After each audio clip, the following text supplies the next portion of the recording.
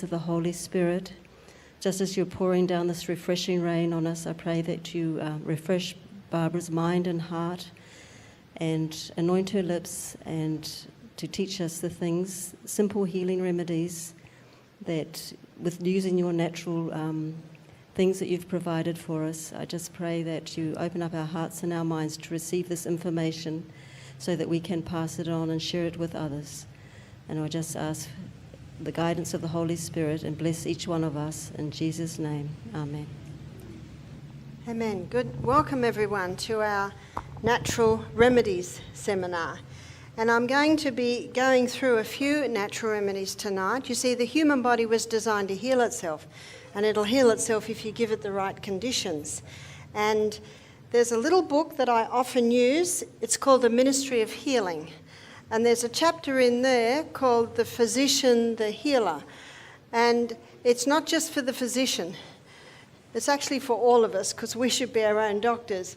And it says in there that nature's process of healing and upbuilding is gradual, and the impatient, it seems slow. And it says that when you give the body the right conditions, it will start to heal itself. And something else it says is that we need to have a knowledge of nature's remedial agencies and how to apply them. One of my favourite pages is 127 of this book, and it's in that chapter, The Physician, the Healer. And it says in there that in case of sickness, 3 things should happen. Number 1, the cause should be ascertained. Wrong conditions changed, or unhealthful conditions changed. Wrong habits corrected. And then the 4th one is, then nature is to be assisted in her efforts to expel impurities and re-establish right conditions back in the system. And that's what I'm going to do this evening. I'm going to show you some of those things that you can do to the body to bring about a healing condition in the body. My book at home is heavily graffitied because of all the things that I've underlined in it. And what I love about this book, it looks at healing not just physically, but also mentally and spiritually and emotionally. So it's an excellent book that I'd like to promote. So let's have a look at some of the things that you do to boost that healing in the body. The first thing I'm going to have a look at is the humble onion. Now, the home I'm staying at the moment, the onions are all very little, so we've actually got a whole heap of onions that we're going to use. And I'm going to show you some of the things that you can do with onion. And I'm very thankful to onion. It was the first poultice that I ever did. I was 26. My eldest daughter was 16 months old. Actually, when this happened, I was 25.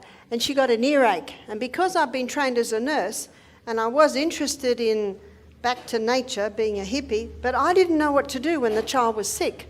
So I went to the doctor. The doctor put Emma on antibiotics because everyone said, don't play with the ears, she'll go deaf. Do you know, we should never make decisions on fear.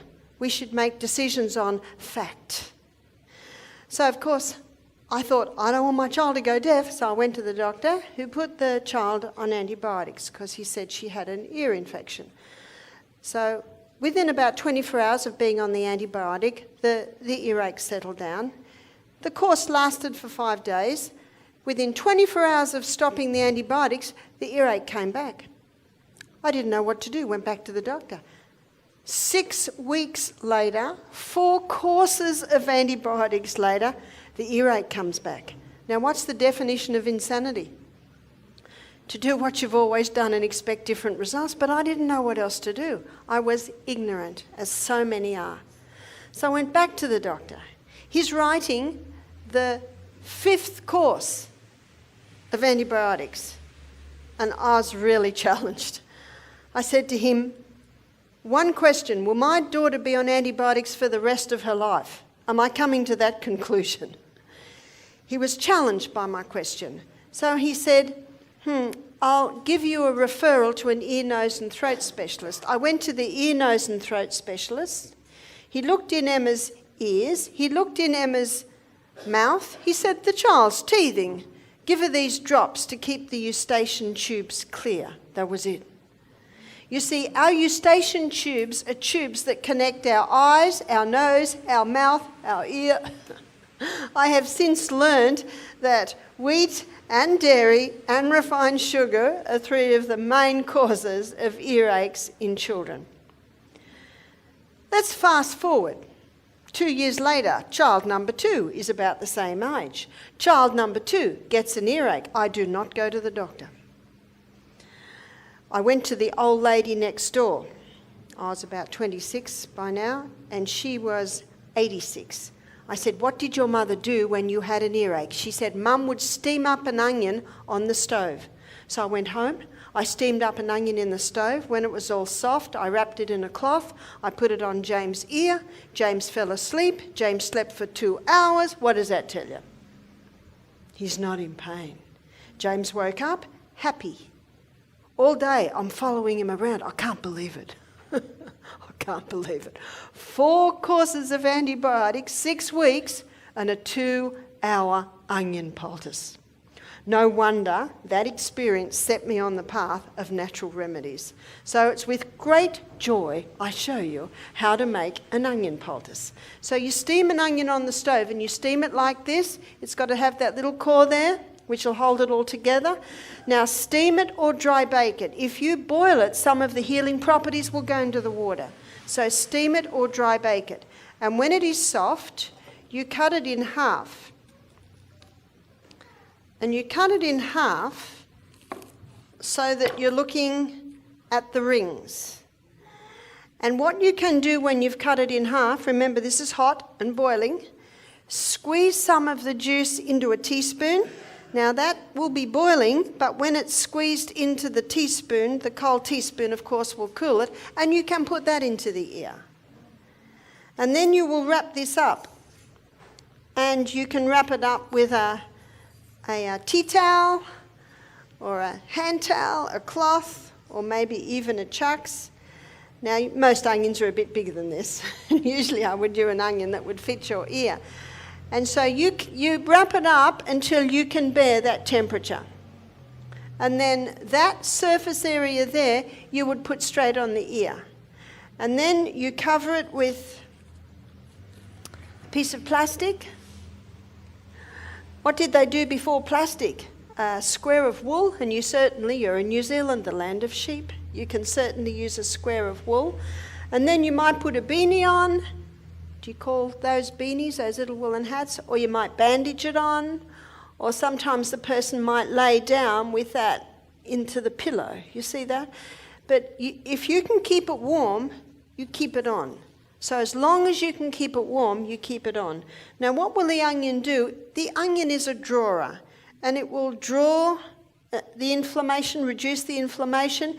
It'll break down any pussy areas, and that can be taken away from through the bloodstream. Sometimes it will do just that. It will reduce the swelling, and that will be taken away through the bloodstream, or sometimes the ear will make a hole and the pus will come out through there. Don't worry if that happens, because if the body makes a hole in the ear, it'll easily heal. And how else does the pus get out? Now, if someone pokes a sharp instrument and makes a hole in your eardrum, you're in trouble. But if the body does it, the body knows what to do. You just got to give it the right conditions. How do you know what the right conditions are? Well, I knew this was the right condition on James, because what was the result?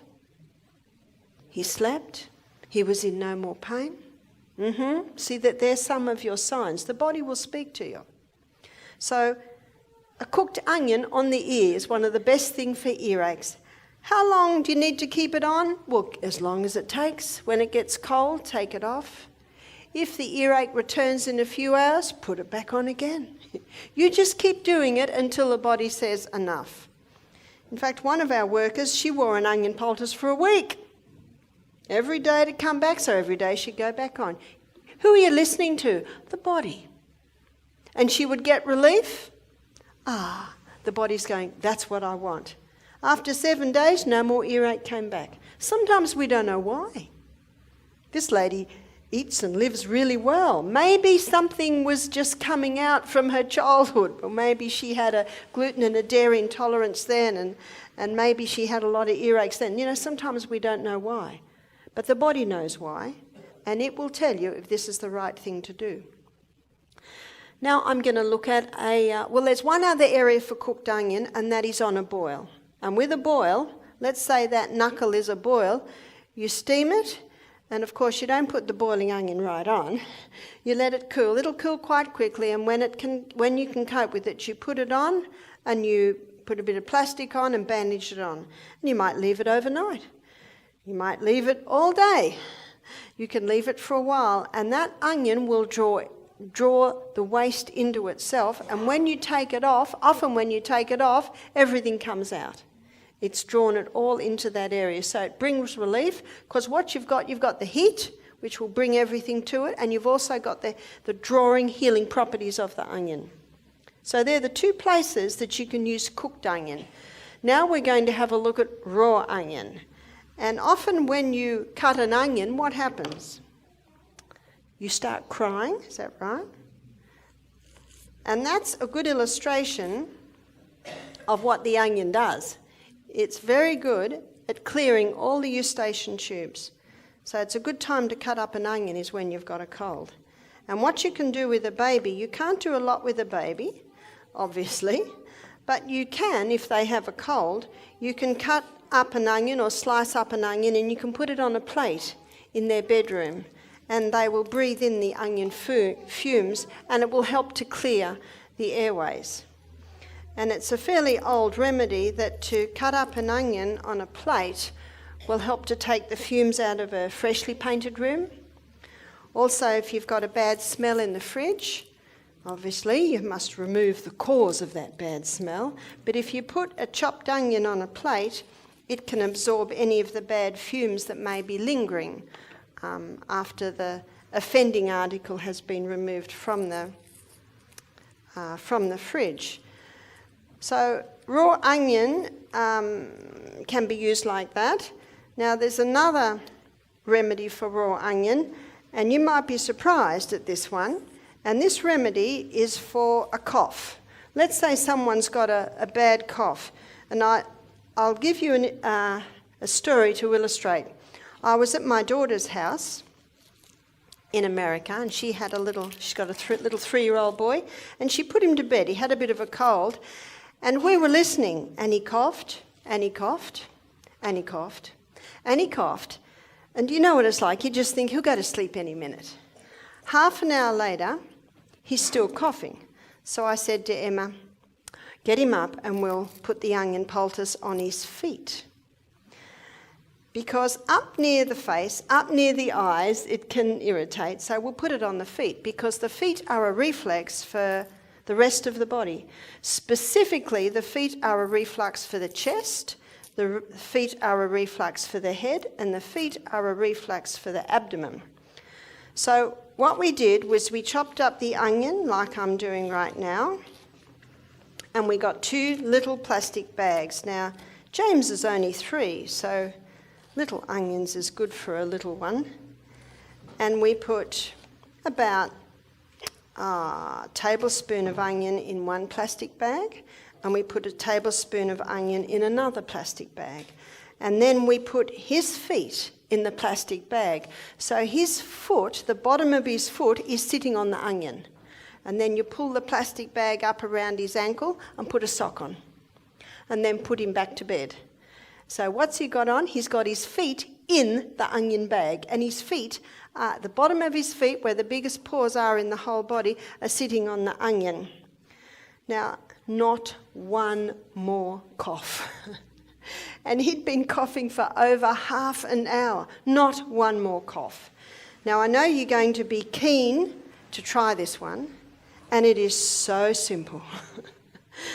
Does the onion burn the bottom of the feet? No, it doesn't. And he slept with that on all night, and there was not one cough for the rest of the night. So it's an amazing treatment, so simple, and yet so powerful. I had a lady ring me. She was about to be admitted to hospital with pneumonia. She's 23. She said, I don't want to go to hospital. I was admitted a month ago. I was put on strong antibiotics that made me so sick, and it didn't really help. She said, so pneumonia is a pretty bad situation. So I said, come, we'll do what we can. We had a program on, so it was convenient. And I said to her, just a little tip on your way. She had a 5-hour drive. I said, cut up an onion, put half in one plastic bag, half in the other bag. Now, sorry, she didn't have to drive with the onion on her feet. Her boyfriend was driving. And I said, put your feet in those plastic bags and put a sock on. Well, she thought that was pretty strange, but she was willing to do anything. When she got to our health retreat, she was just smiling. She said, I'm in awe. She said, she said it lessened my tightness. She said it seemed to open my bronchioles. This is on the feet. Very simple treatment. Now, she was with us. When she came to us, she was on Ventolin, she was on cortisone drugs, and she was on anti-inflammatories. And we did some hot and cold water fomentations on her lungs, her chest. We'll tell you about that one in a minute. And we put onion on her feet every night, and we got her inhaling peppermint oil. And within the 3rd day, she was off all her medication.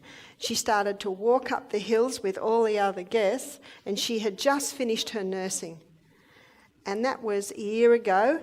She's now been 6 months a naturopathic student. She said, I know where I'm going now. So she'll be an excellent naturopath.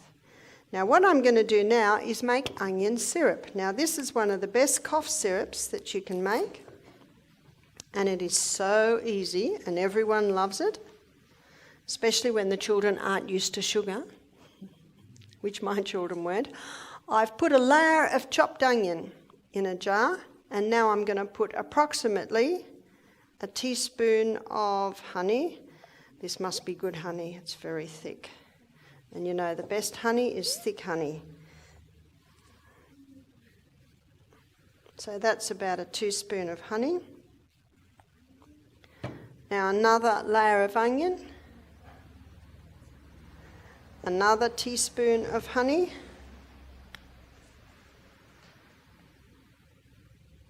needs 2 hands.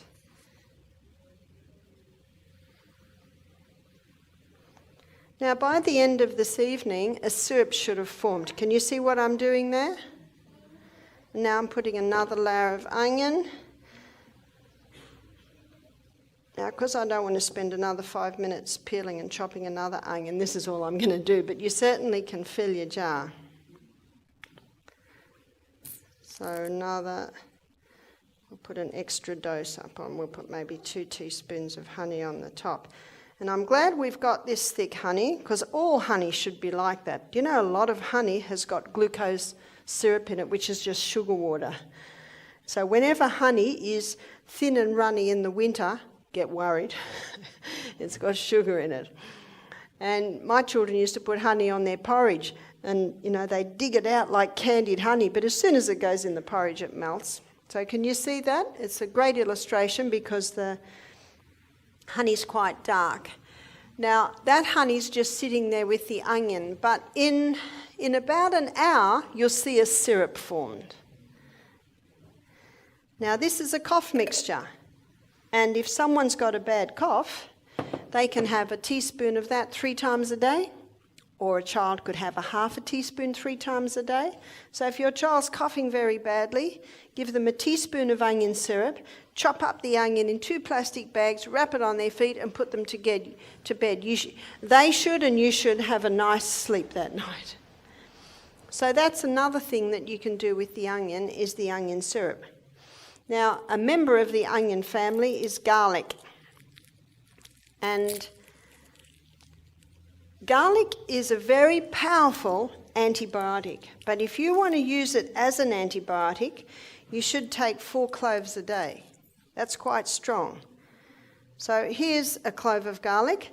And how you can take it when a person's got a bad cold is as a flu bomb. So I'm going to write the recipe for flu bomb up here.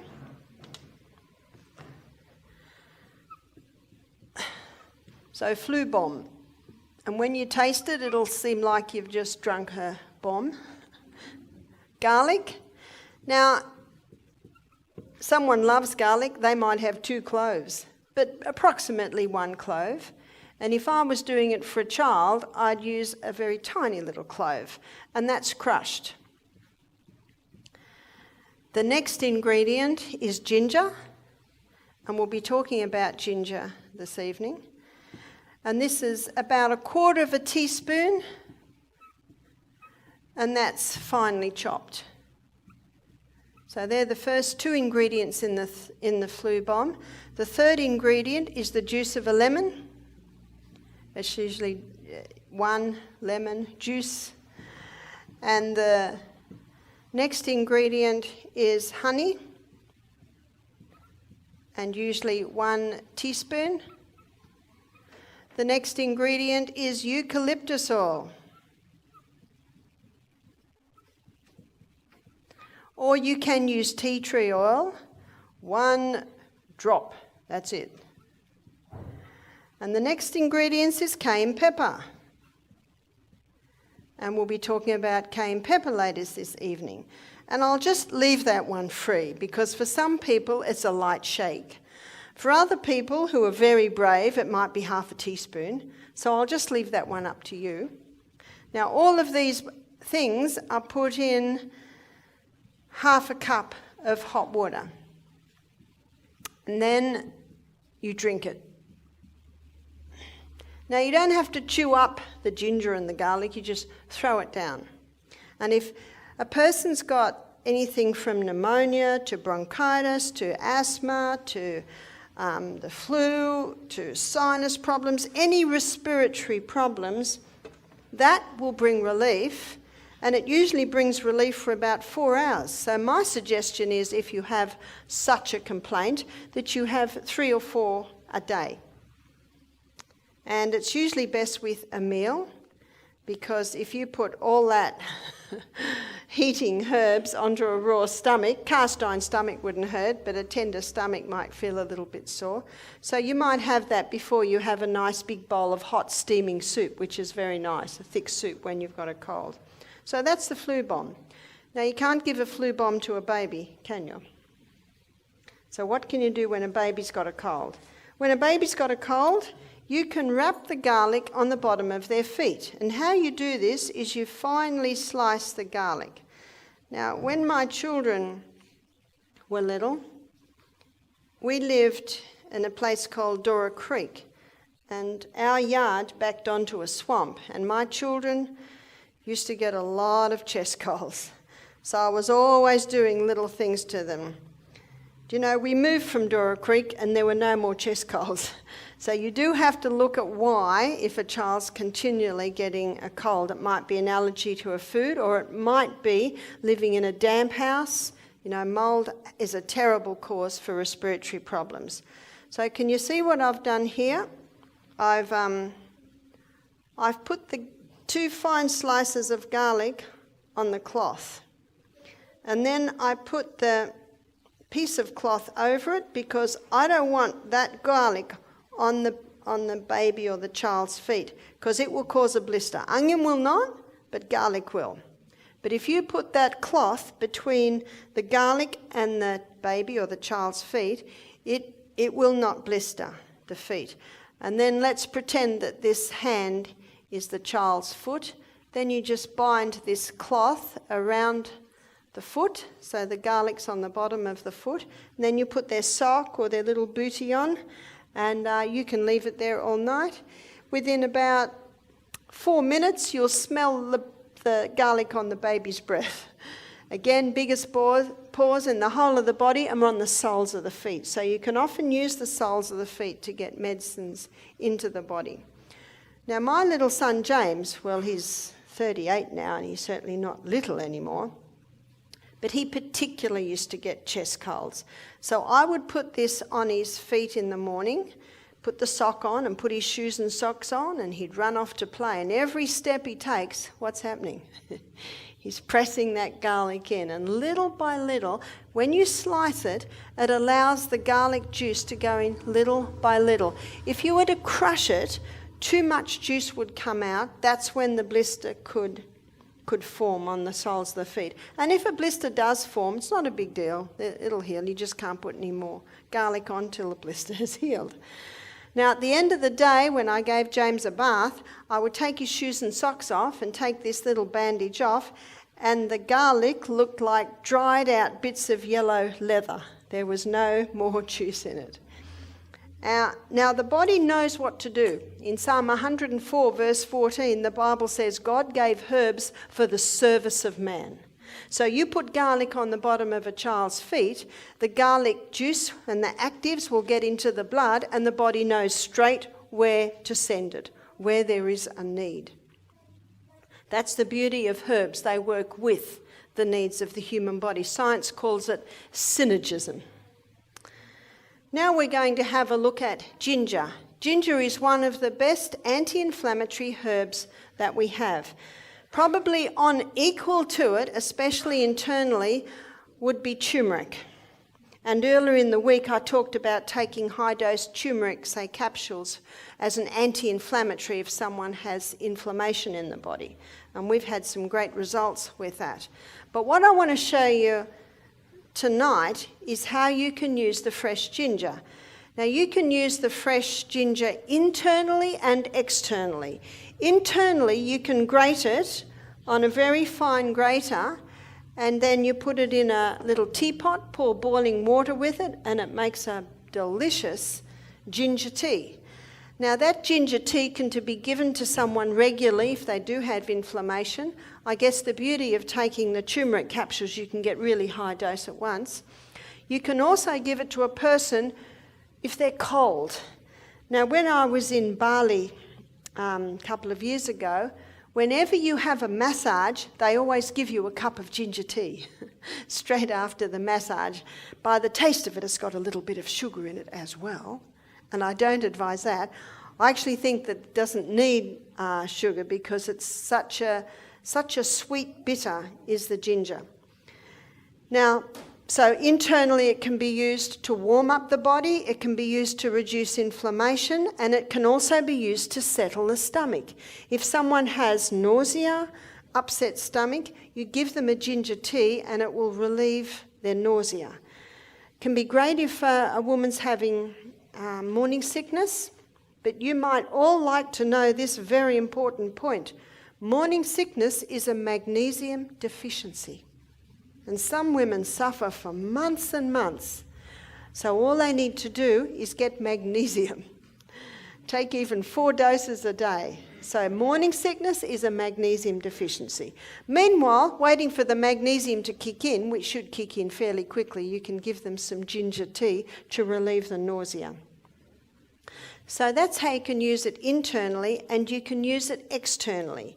Now, where ginger is particularly helpful is in joint inflammation. Now, in a minute, we're going to look at another vegetable that you can use for tissue inflammation, but this is specifically joint inflammation.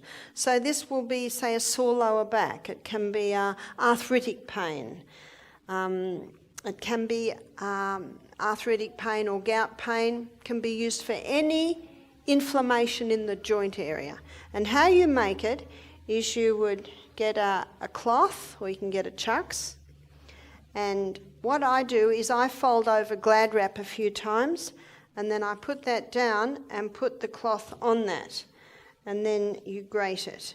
I don't peel it. If it's dirty, you'll need to wash it, and then you grate it on a fine grater, and this is also a great way to do the ginger tea. One of my favourite recipes for breakfast, which I might have about once a week, is scrambled tofu. And I crumble up the tofu, and I've got a grater that's got a handle and then a really little grater handle, and I just put it over the saucepan and I grate the ginger and the garlic straight in. I put some turmeric, oil, salt and herbs, and it's delicious. So of course you can use ginger in all your cooking. It's great in your legume dishes. I know that Indian cooking use it a lot in their dals, and it can also help with the digestion of the legumes. But as I showed you earlier in the week, most people don't rinse their legumes enough. You've just got to remember that the water you cook the legumes in is dirty water, and that has to be washed away. So I'm just getting this grated ginger out of my grater.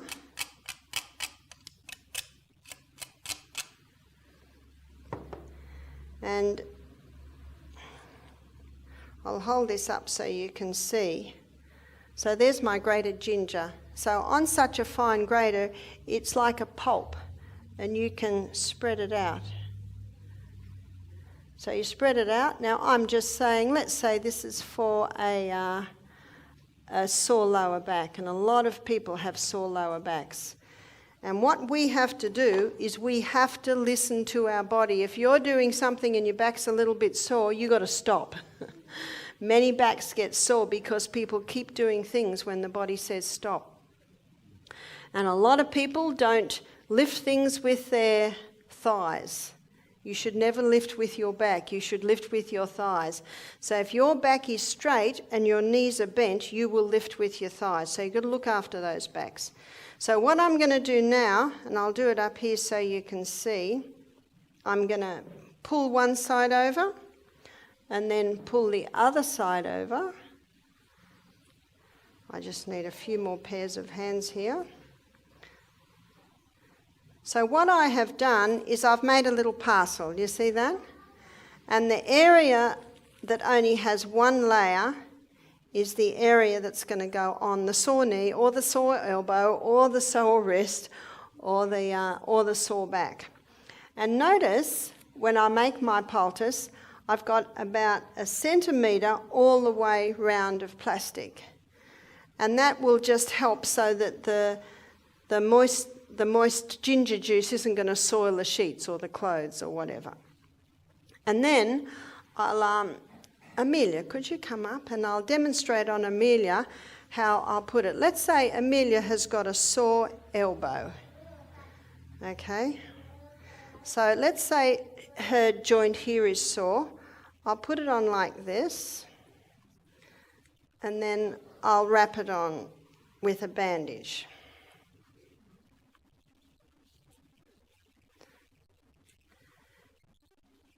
Now what will happen is if there's inflammation in that joint, now you make sure you don't have it too tight to strangle the limb, and you also don't have it too loose so that it'll fall off.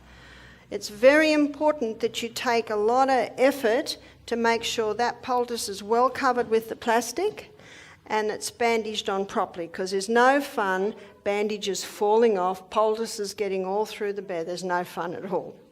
So let's say Amelia's got a sore elbow. Maybe it's bursitis, maybe it's tennis elbow. Medicine's found lots of names for sore elbows, but mostly they're inflammation. Now what you can do is you can tape that on with a bit of tape, or you might have a safety pin or those things, and that'll clip the bandage together. Now what I always do with poultices, I always ask God to bless poultices. So I'm going to give you an illustration of what I'll usually do, especially if this is a guest, and sometimes we have guests who have no belief in God, but it's very important to ask God to bless your poultice. So I'll say, do you mind if I pray for your poultice? And they usually, oh yes, they don't mind at all, see? Oh, see? And I'll say, dear Father in heaven, thank you so much for Amelia, for her elbow. Please bless this ginger poultice in Jesus' name. Amen. Do you know, I found people love you praying for them. Now, if there is inflammation in that joint, the skin is going to get very, very hot. It appears that the ginger pulls out the inflammation from the joint to the skin. And some guests have said to me, Barbara, my skin is burning. And I say, can you handle it? Because if you can handle it, thank you. If you can handle it, just keep it on all night. And some people, especially if they have arthritis, the heat feels very, very nice. One lady said it was just burning me, and I say, well, if you can endure it, keep at it, because the heat will often go up and then ease. And then it might get hot again, and then it will ease.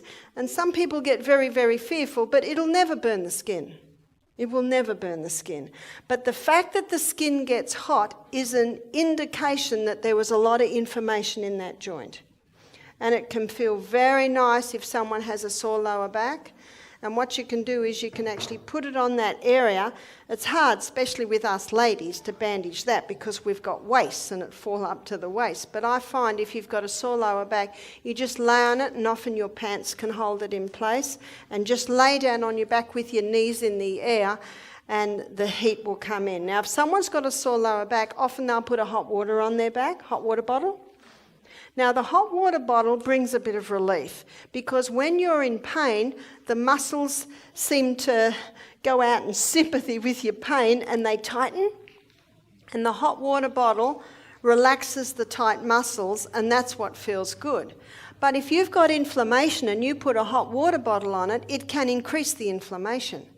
But if you put a ginger poultice on a sore lower back, it'll pull the inflammation out of the joint to the skin. That heats up the whole area. The muscles relax. And of course, the joint inflammation, because it's being relieved, it is no longer sore. So it's excellent for such things. And I'll tell you a story about a man who did our program. He was a barrister from Melbourne. And in our first consultation, he's 38. He said, "I'm here to stop drinking for a week. And I just want you to tell me to tell you," he said, "I'm not going to stop drinking. I'm just stopping for a week." I just nodded. That's all I do, nod. I'm the scribe, and I just write it down. He was a very quiet man. And when we got to our poultice night, I talked about how the ginger poultice can relieve inflammation. And he said, "I've got gout." He said, "I've got one little toe that just sticks up like that." He said, "I'm a barrister, I have my wig and my robes on." He said, "And I have to wear slippers, it's so embarrassing." And he said, "This little toe has been sore for 18 months. I nodded, as I do. I said, "Would you like us to try a little ginger poultice?" Now, we made a tiny little ginger poultice and we wrapped it around his little toe, and then I put a bit of plastic on and I put a little bit of tape. This is called micropore or leucopore, and it's like a paper tape, and it's very gentle on the skin. And I said a little prayer, and he went to bed. Now, the next morning, he was coming down the hill. He's a very quiet man, and we could hear him yelling. Before he got to the health centre, he said, "It's gone! It's gone!" His toe was flat, and there was no pain. 18 months he'd had that problem. Now, the next day, I gave the lecture on the acid-alkaline balance, which we had last night, didn't we? And in the lecture on the acid-alkaline, it shows that alcohol is very acid-forming, as is meat. He was a high meat eater too. So in our final consultation, he said, "I'm going to stop drinking. And I'm going to greatly reduce the meat," he said. All because of a little tiny ginger poultice. He had relief. He was so excited. So the ginger is great, remember, for joint inflammation. That's the best place to do it. Now, for tissue inflammation, potato, the humble potato.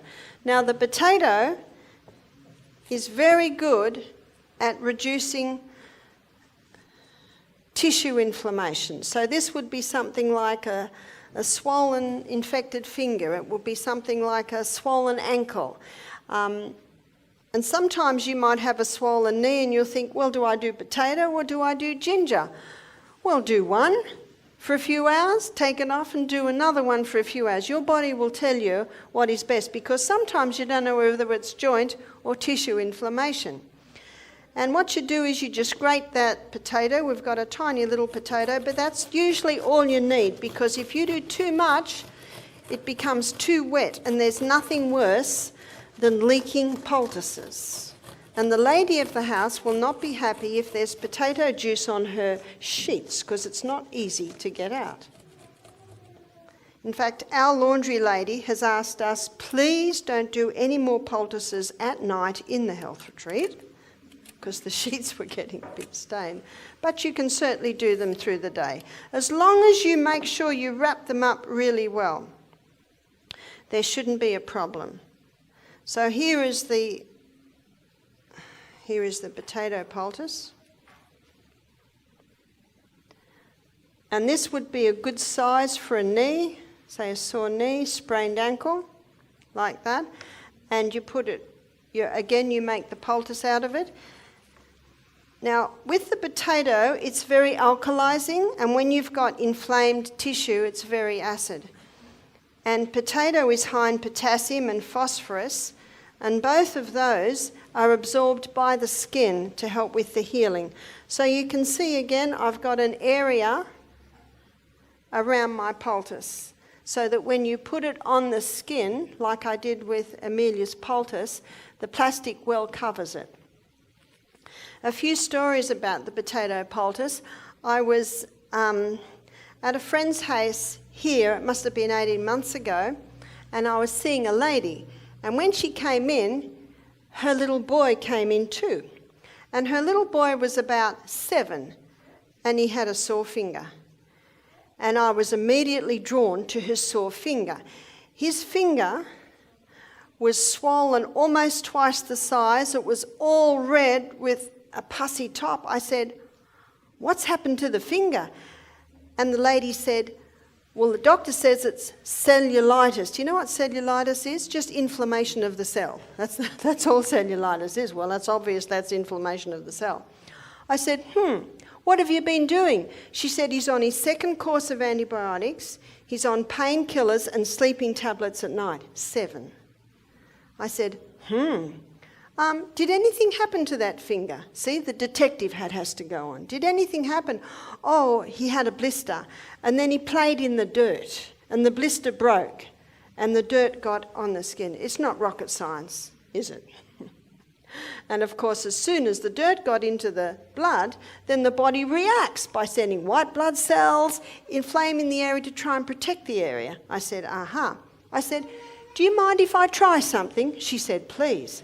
I said, "Well, what I'd like to do is get 2 cups. One cup's got hot water, the other cup has got cold water. And in the cold water, there are blocks of ice. It's a hydrotherapy treatment. So I shall write this one up. So what we did 3 minutes in the hot water, and we did 30 seconds in the cold water. And the reason this works is that hot is a stimulant. Because we know if we get into a hot shower or a hot bath when we're cold, it stimulates, doesn't it? It's a stimulant. But probably within about 5 minutes of being in a hot bath, how do we feel now? We feel like falling asleep, don't we? So initially, hot stimulates, and then it slows right down. So I put his finger in the hot water, but I'm only going to put it in for 3 minutes, because by 3 minutes, everything's going to slow down. And then I put it into the cold. What happens when you have a cold shower? Has everyone been trying their cold shower? It's a stimulant, isn't it? But if we were to go and dive in a cold creek in the middle of winter, very quickly we start to slow down. In fact, in about 30 seconds, everything starts to slow down. So can you see what we're doing here? We're using the stimulating time of hot, and by the time, before it can slow down, we whiz over to the cold and wake it up again. And before that has time to cool down, we go back to the hot, wake it up again. Can you see what we're doing here? And you do that 3 times. More than 3 times can exhaust the body, because this is dramatically moving the blood. You see, the blood is the life of the flesh, and that finger needs more blood. And that wound, in that wound, the blood had tended to sit and pool. So bringing fresh blood in drives the stagnant blood out, and when the fresh blood comes in, it's got oxygen, it's got nutrients, it's got water, it's got white blood cells, everything that finger needs to heal. Now with the little boy, I had the hot water and I said, put your good finger in and tell me if you're comfortable with that temperature. Can you see? This morning we talked about the will. You've got to work with the will. And if that little boy said, I don't want to do this, I would say, okay. Can you see that? A man convinced against his will be of the same opinion still. But I find children are easily won. I say, do you know that this will really help? Would you like to give it a try? See, you show great respect to children and they show great respect to you. And it's only when I get that nod that then I will do it. Anyway, he agreed. He was sick of this finger. Sick of the pain he was going through. And so he put his good finger on. I said, is that good? He said, yes. I said, put this one in. If it hurts, pull it out. And he pulled it out straight away. I said, just keep putting it in. Just keep putting it in until you can bear it. And then eventually he could bear it. And then we timed 3 minutes. And then back to the cold. And the cold feels quite good because you've been so hot. Now, while his finger's in the cold, I put a bit of boiling water in the hot. And then I say, put your good finger in. Are you happy with that temperature? Can you see? You've got to work with the will. He nodded. After 30 seconds, back in the hot. And he could bear it a little bit hotter this time because his finger's been in the cold. Can you see that? He did it 3 times. And when I'd finished the 3 times, how long did that take? 10 minutes? He had a big smile on his face.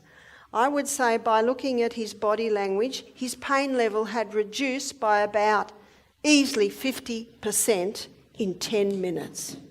Now that's quicker than any painkiller. Maybe IV morphine might be quicker. Isn't that amazing? Brought incredible relief. In fact, hydrotherapy has been used for centuries. And in the area of pain relief, there is no equal to it. And then I put a grated potato poultice on his, because he had a lot of tissue inflammation around there. And when he left, he just had a smile on his face. The mother said, what'll I do now? I said, well, you can do that every 2 hours if he has discomfort. But I think it was something like 11 o'clock in the morning. I said, maybe do it again about 2 and maybe do it again before he goes to bed. And every time you do it, put a fresh potato poultice on because that potato is going to start drawing out the waste and you want that thrown away. She said that when they got home, the little boy said, can we do that again? Why did the little boy say that? He had experienced it. And the mother, I think we got feedback that the mother, I think it was the next day. Yeah, my friend is here. I think it was the next day, wasn't it? She said that all the stuff came out. So I did another potato poultice at about 2, another potato poultice before bed, and when she took the one off in the morning, all the stuff came out. So naturally, that potato had opened the wound. Never put a knife or a scalpel. No, let the body do it. You see, I used to work as a psychiatric nurse and I worked in the operating theatre. Brutal. Surgery's brutal. This is not brutal. This is very gentle, but it's a very powerful way to operate.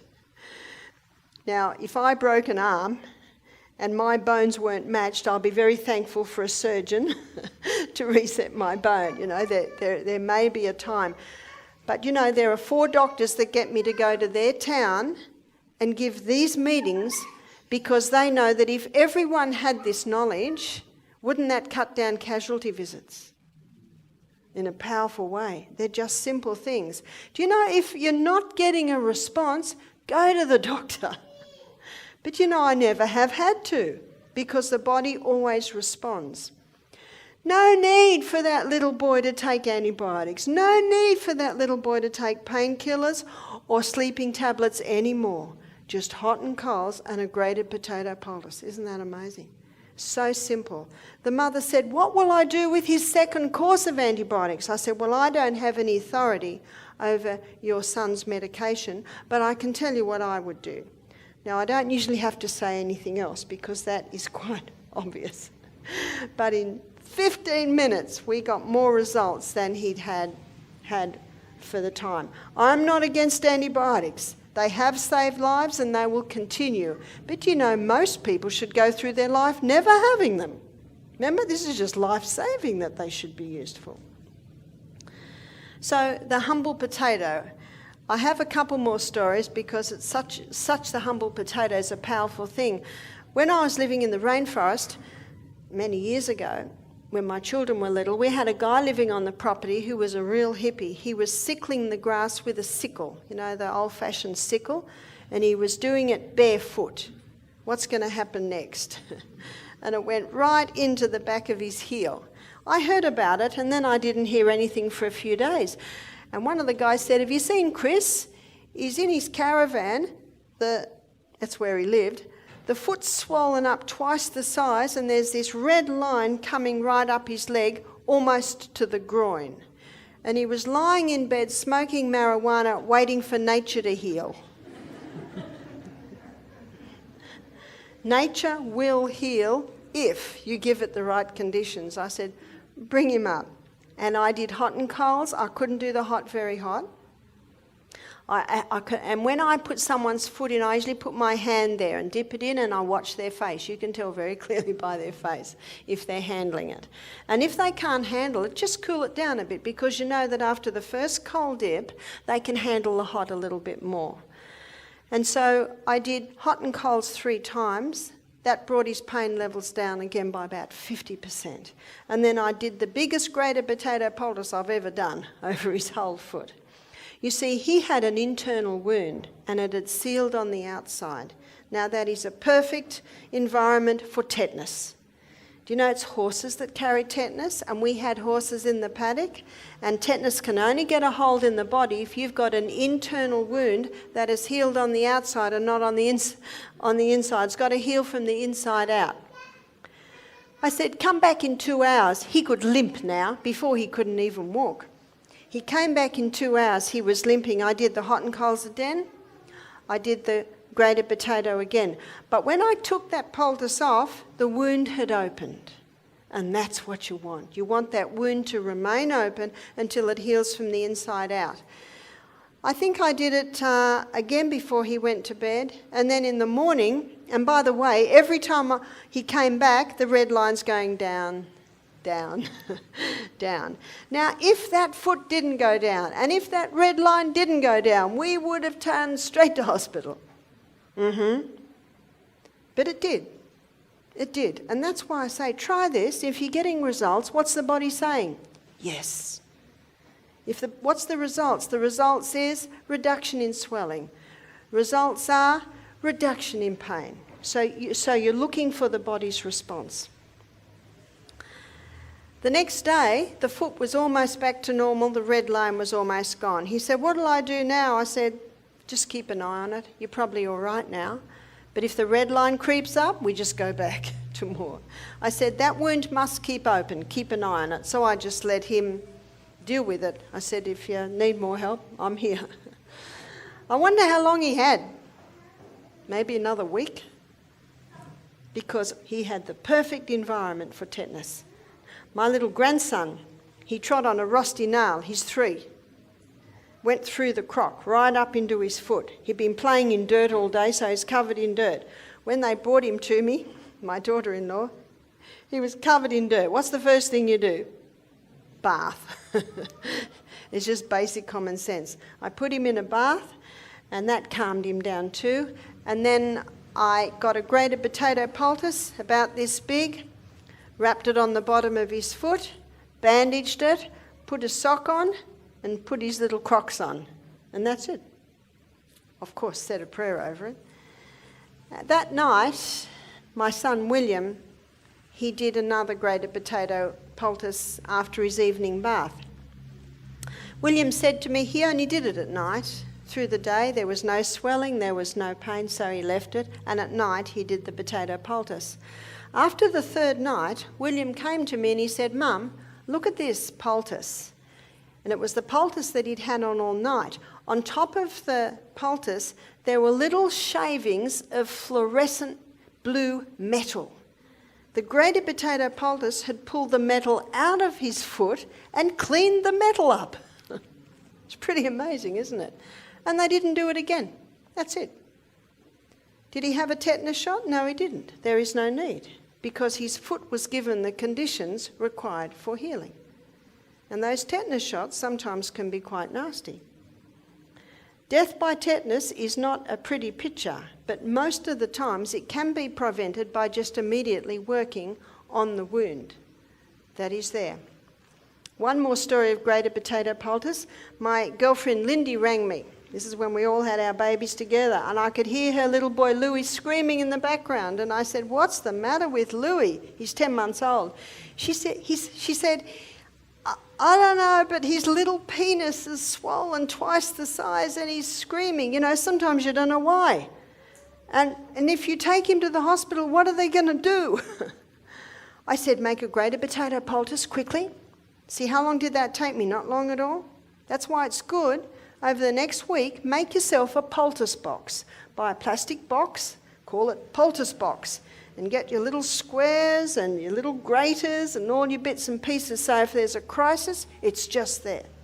And you'll be very thankful. So she put this on his scrotum, then put his nappy on, and she said he stopped crying in about 5 minutes. You see, whenever you've got swollen, painful tissue, the cool grated potato poultice is very soothing, and that immediately starts to cool the area. Little Louis slept for a couple of hours. She said she kept going in. She wanted to know if he was all right because he was finally sleeping. Poor little chap was probably exhausted too. When he woke up, she quickly changed his nappy and everything was back to normal.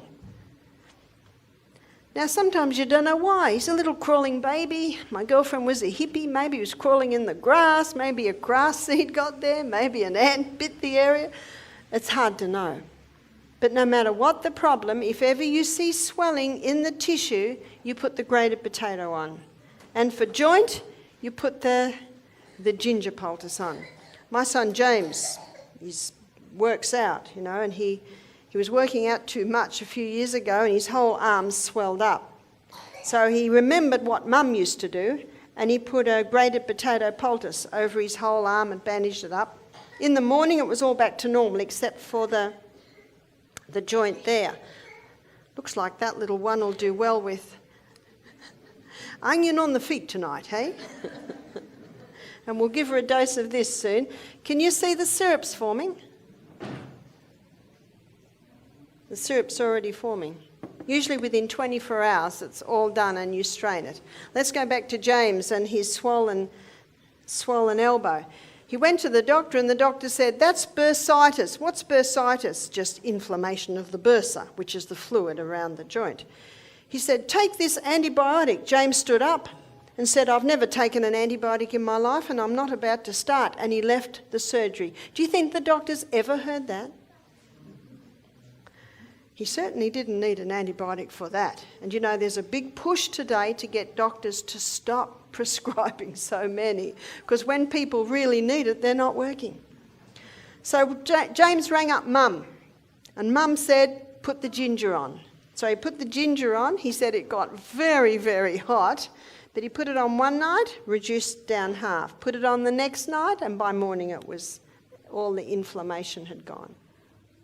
Very simple things, and yet powerful. Now, if you don't regularly use ginger, you can freeze ginger just like that. And you can just grate it frozen. So I know that if you have ginger in the fridge and you don't use it, it can mould. So that's a good tip to know, that you can freeze it.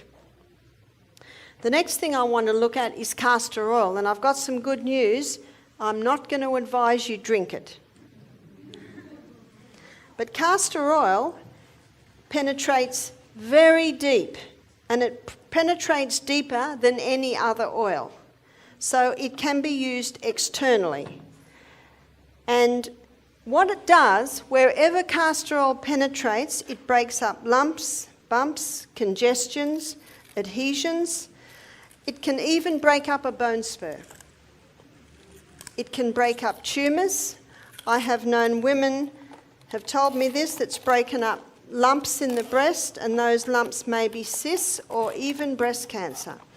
Now, we had a doctor do our program, and she'd rung me up and she said to me, "Barbara, can you help me? I've got a lump in my breast. It's 3 centimetres. I said it's important that you go on the hormone balancing cream, buy some of those little panty liners, put castor oil on it and just slip it into your bra over the lump. A month later, she had the operation to take it out. Then she came to our health retreat for a week to just detox. She said, an amazing thing happened, Barbara. That lump was 3 centimetres. I put the castor oil on for 1 month. I had the op, and the doctor said, you know, this is really strange. That lump was 3 centimetres. Now it's only 2. One of the guests said, well, why did you have the op? Why didn't you just do castor oil? She said, well, I didn't know till after the op. One lady told me that she totally conquered her breast cancer by just using the castor oil compresses. Remember, castor oil penetrates deeper than any other oil. Now, to use castor oil, you make a little pack. Now, this is not really a poultice, it's more a compress.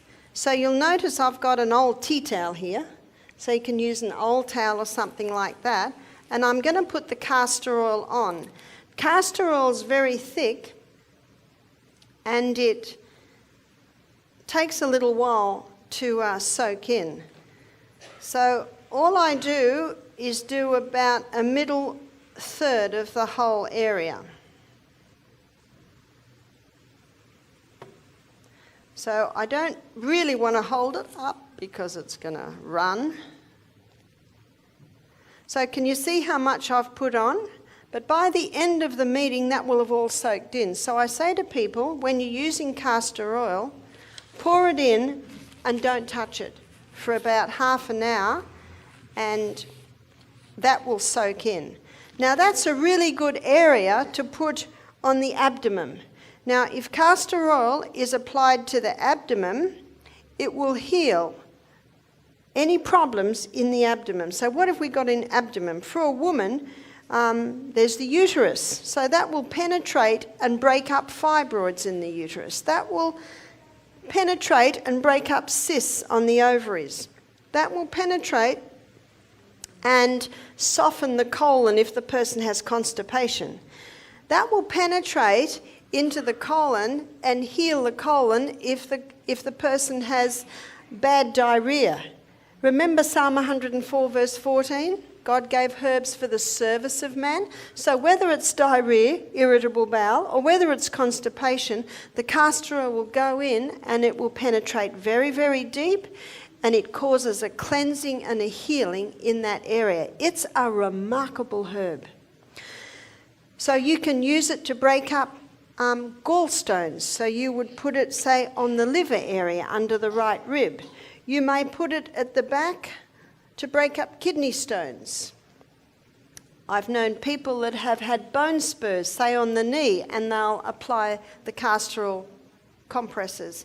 We had a lady do our program, she had bone spurs on both knees. And she also had tumours in her abdomen. After doing our program, it's 2 years now, and both 2 tumours have totally gone. Her oncologist can't believe it. So she had a total lifestyle change. And she was doing also the castor oil compresses on the knees for her bone spurs on her knees. She said after, I think it was 6 weeks, they'd gone down by half. She said she forgot to do it, and she noticed a month later they were gone.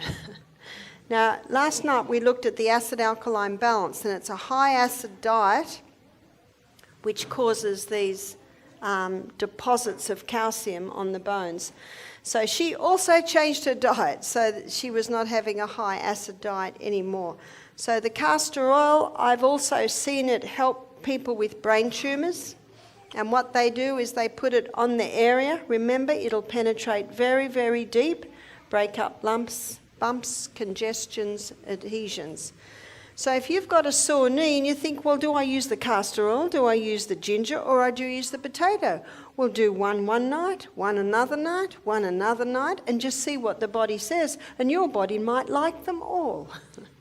And that's perfectly fine because they're doing slightly different things. So it's very powerful. It'll break up a bone spur, but it will not break up your bone. Why won't it break up the bone? Because remember Psalm 104 verse 14, God gave herbs for the service of man.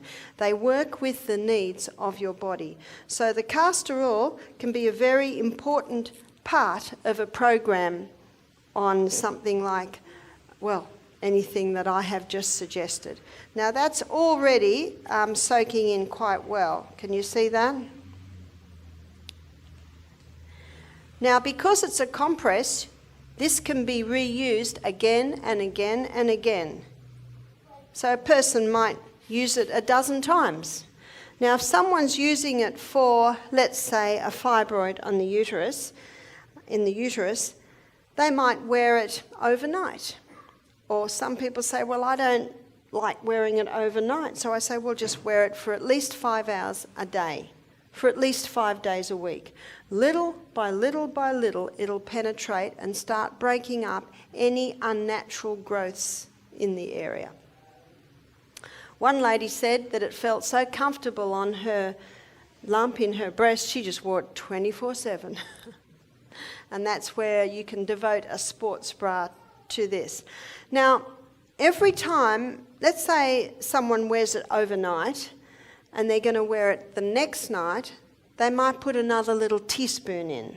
You'll get to know when it starts to dry a bit. And one person said, well, can't I just rub the castor oil into the area? You'll just get a light layer then.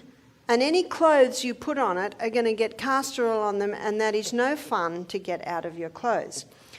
But with this compress, it's a vehicle. It's a vehicle to hold the oil. And the thicker the compress, the more oil it can hold, and the more oil is available to go into you.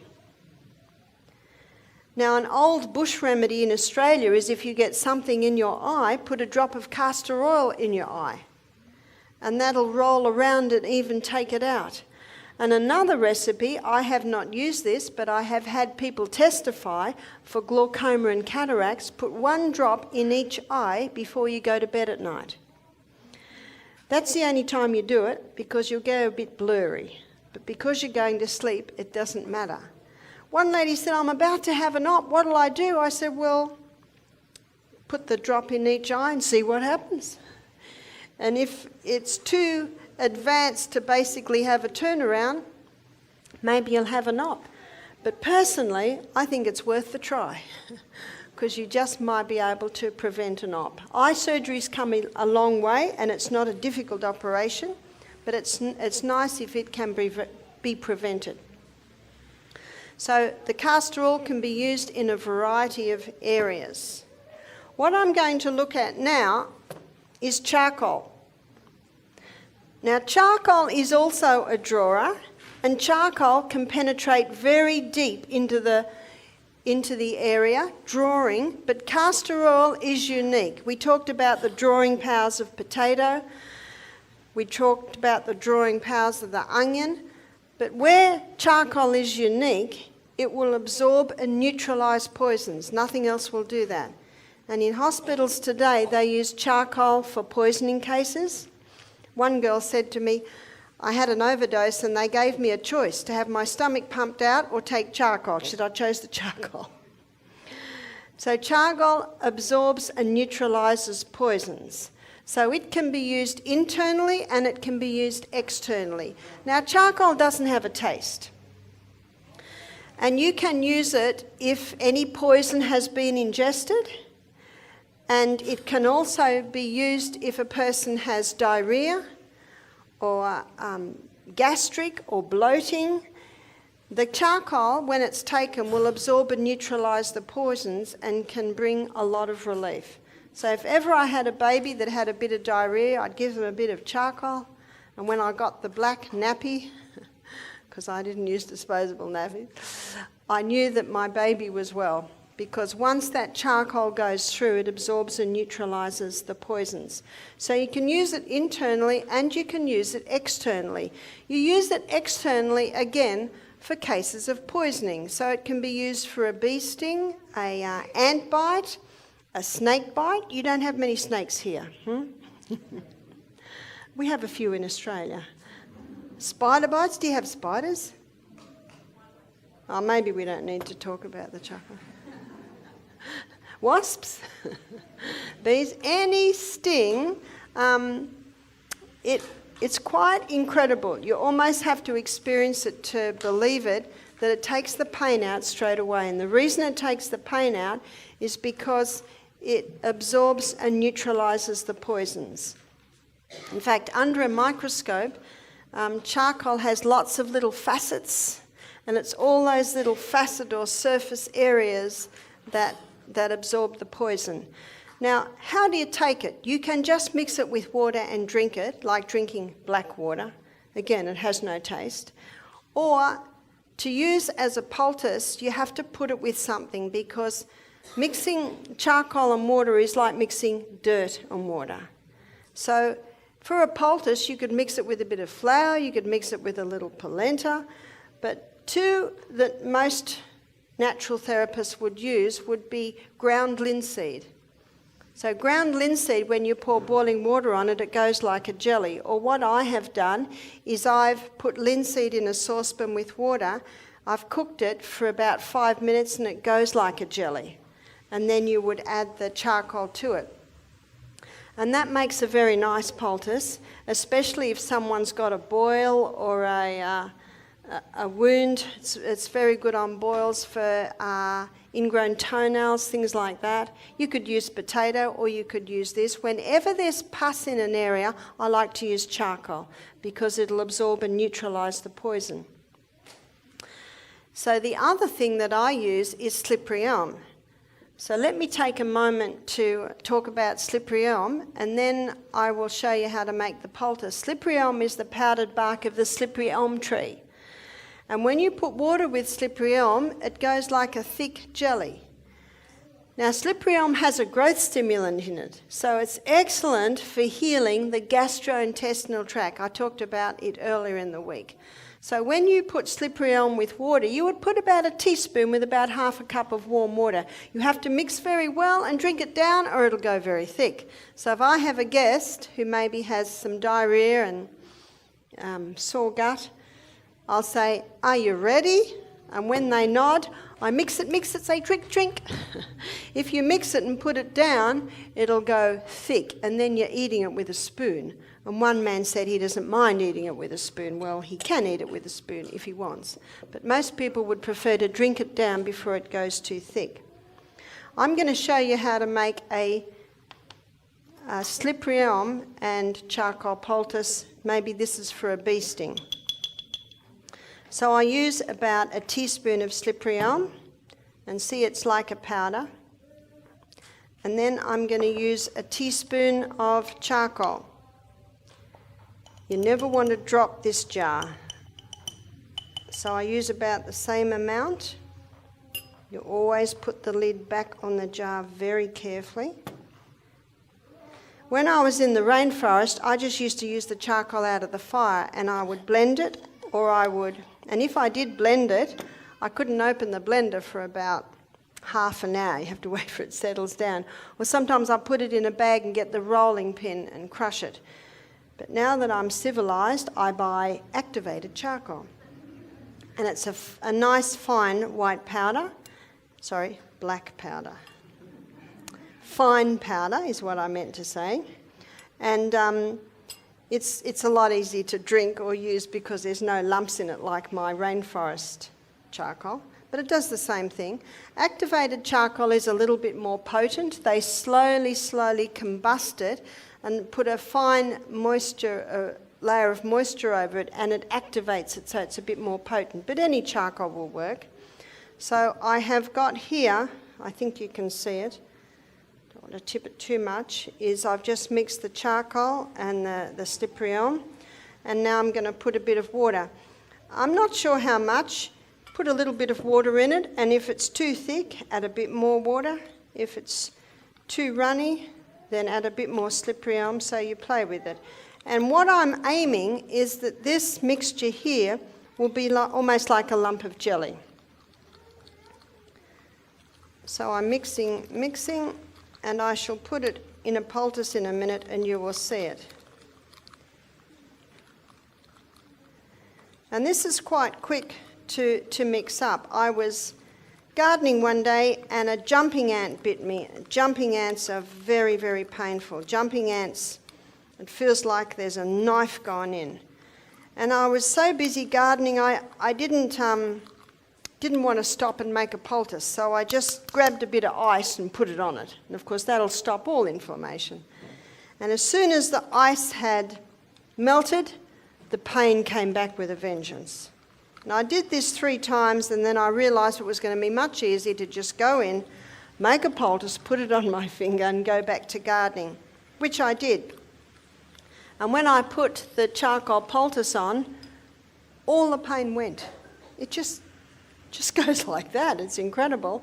And I just kept that on my finger all afternoon. It's almost you wonder if you really did get bitten, because it just takes it away. Now, can you see the consistency I've got? And that's basically the slippery elm that's giving it that consistency. And so now I'm going to make it into a poultice. So I'll put the plastic down and I'll get the chucks. And you might see this going into the poultice. So can you see it's like a lump of jelly? And one of the beauties of that is that the slippery elm is also a drawer. And it's the same with the linseed. It is also a drawer too. So you've got a double whammy effect. And you spread it out. I'll hold it up and show it to you. In fact, it's almost like you're spreading it like peanut butter. Can you see that? And the beauty of the slippery elm is it really is just holding it in place. And then you fold over like you did the other poultices.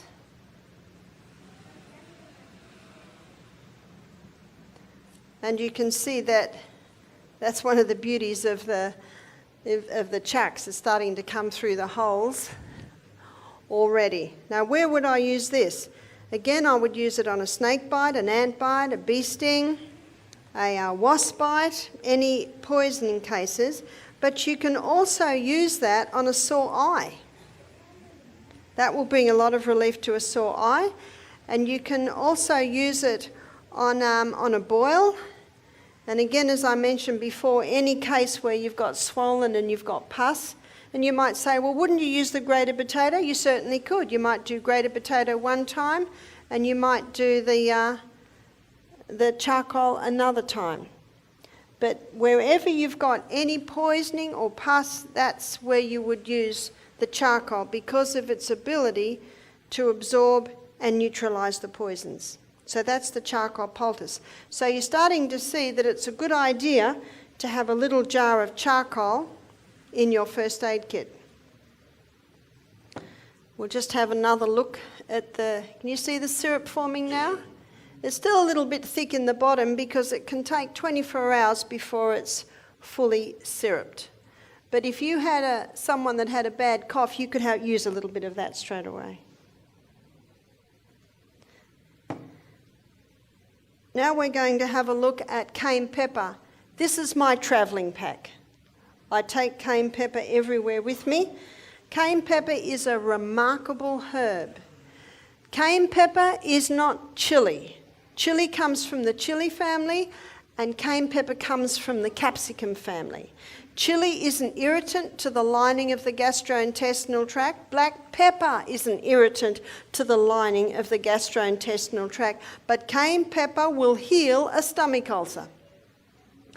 Cayenne pepper moves blood. It's one of the best circulatory stimulants there is. It's not a nervous system stimulant like your caffeines or your tobacco. It's a blood stimulant. And when you consider that the life of the flesh is in the blood, cayenne pepper is a wonderful healer. And you can put cayenne pepper with any other herb and it'll intensify its action. So let's begin by looking at how you can use cayenne pepper internally. By the way, how would you take it? Well, a medicinal dose may be 1/4 teaspoon in a little bit of water and throw it down. Won't it burn? Well, I prefer to call it tingle. It might feel like it's burning, but it will never burn. I have a book at home by Jethro Kloss called Back to Eden. He devotes half a page to every herb except for cayenne pepper. 10 pages he devotes to cayenne pepper. It's a remarkable herb, and I think I mentioned this the other night. You can get an ebook. It's called Curing with Cayenne by Sam Beiser, and you can download that book. The whole book is on cayenne pepper. It's a remarkable herb. So let's have a look at internally. Internally, it'll heal a stomach ulcer, because what the cayenne does, it causes a constriction of any open blood vessels. So just for a moment, let's look at externally. If you have a cut, you pour cayenne pepper into it and it'll stop the bleeding. Now, we had a Fijian doctor come over and work with me for a couple of weeks. She wanted to look at what we did. Do you know she works in Suva now, and her name is the nutritional doctor. She works all with natural medicines. But let's back to Misty Mountain. I'm giving a lecture, and I heard a crash in the kitchen, but I just kept lecturing, as I always do. Like when the little girl does ballerinas there, I just keep lecturing. Yes, the building might fall down, and I just might keep lecturing. That's my job, just keep lecturing. I was in the Bronx, New York, lecturing one day, and behind everyone, a policeman came in with his gun drawn. I just kept lecturing. He went out again. So the good news, we're going to keep going. Anyway, where was I?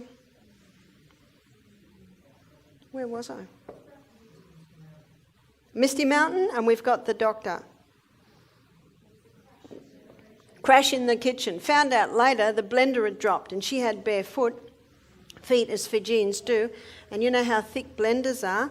3 bits of glass had gone on the top of her foot, and she had 3 1 centimetre long cuts on the top of her feet. And the staff were saying, Barbara, quick. So I went outside, and just like most Fijians, she's laughing. And I looked at her foot, and I could see little globules of fat. How deep is that? That's very deep. I said, don't worry about it, we'll fix it. So I went and got the cayenne pepper, and I sprinkled cayenne pepper in it. Anyway, she laughed the louder, as Fijians do. Most others would have screamed. Doesn't it hurt? Well, it's already hurting. So it just hurts a little bit more. And only hurts momentarily. It's like when you put cayenne pepper in your mouth, the tingle dies down. And then we bound it up. Well, I saw her the next day, and she said, I can't believe this. She said, I would have stitched that. She said, if I'd been near a hospital, she said, I would have stitched that. But she said, this has drawn it together. She said, all the swelling's gone down. She said, it's unbelievable. So you see, her experiences at Misty, maybe that one, was very helpful on her knowing how to treat. And that's what cayenne will do. My son William, when he was about 10, he was clearing away the banana, the cut banana. You know how bananas, you'll get the old ones? And the elder son was cutting them with a machete. And William thought Peter had finished that area, and he came in just as the knife came down and cut across the fingers. In fact, the other son was looking through the grass for the fingers, but it was all right, they were still there. Anyway, I was in the meeting at a time. I looked up and saw Peter saying, Mum, and I said to my daughter, go and see what's wrong with Pete. And then they were all gone. Well, I finished the meeting and went up to the house half an hour later, and there's William with cayenne pepper all over. The kids had put the cayenne pepper on it. And he was sitting there with a frozen juice ice block. That had made him happy. Do you know that it should have been stitched probably? Well, I wouldn't have stitched it, but I'd say most people would have thought it should have been stitched, but it healed very nicely. Now, this little finger was bent for a while, so what did he cut through? A tendon. Now, when my brother-in-law saw that, he was not very happy because he felt I should have had it stitched. But I thought, well, it's his left hand and it's the third finger, so what does it matter if it's a bit bent? Do you know how you sort of got to... And what would happen if he went to hospital? They would have insisted on tetanus. They would have insisted, and how are they going to find that time? I thought, no, it'll be right. So what I did was every time we were sitting in church or sitting in a car, I'd just rub it. And I found within a few weeks it was working again. See, hey, you've got to weigh up. What is this really important? And as I said, if I broke my arm and my bones were sticking out, I'd be very thankful for a doctor to perform an operation to get my arm working again. But there are lots of little tiny bits and pieces that the natural remedies will fix. So any cut, put the cayenne pepper on it. Yes, it will hurt, but it's already hurting, and remember, it'll settle down, and then bind it up, because it'll constrict the blood vessels and cause them to shut. Now, internally, if there's a bleeding ulcer and you take cayenne pepper, won't it hurt? It'll give a little bit of a tingle, but it will never hurt, meaning it will never cause an ulcer. In the book Jethro Kloss, there's a doctor that says it's impossible to cause a lesion with cayenne pepper. Another doctor said, you cannot abuse cayenne pepper. It's impossible to abuse it. It's actually a very safe herb. It will never harm. It might feel like it sometimes, but it will never harm. You can also use it internally if someone has a heart attack. Now, I had read about this, but I experienced it once, and it was when we had our health retreat in Melbourne. I got a call from one of the staff. A lady's had a heart attack in the middle of a cooking class. So I ran down. I was there in 3 minutes. The lady's lying on the ground. Her face is white. There's a guy holding a pulse. He said, the pulse is gone? Almost.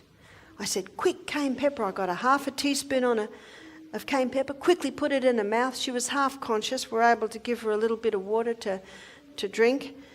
Within 2 minutes, the guy holding the pulse said, the pulse is strong. All the colour came back into her cheeks, and she sat up and said, what happened? Just amazing. We sold out of cayenne pepper that program. Everyone, what happened to that lady? What happened to that lady is that cayenne pepper, when it got into the blood vessels, it thinned the blood. This is the best blood thinner. No need to warfarin, I mean rat poison. No need for aspirin. And by the way, it has been shown today that aspirin causes brain bleeds. This is very, very safe with no side effects. Now, if someone is on warfarin or aspirin and they're a little concerned, I would suggest start taking 1/4 teaspoon 3 times a day.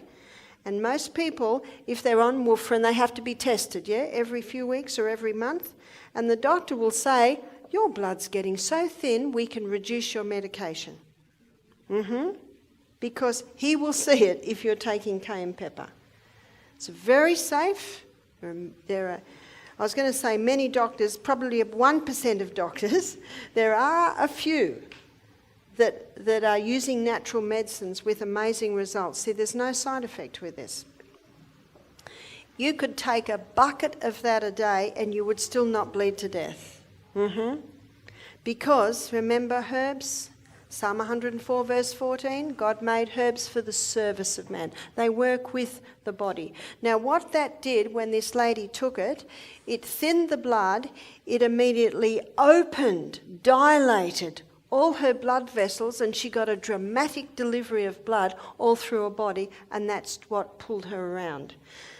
Isn't that amazing? If you've got a stomach ulcer, it'll constrict the bleeding vessels.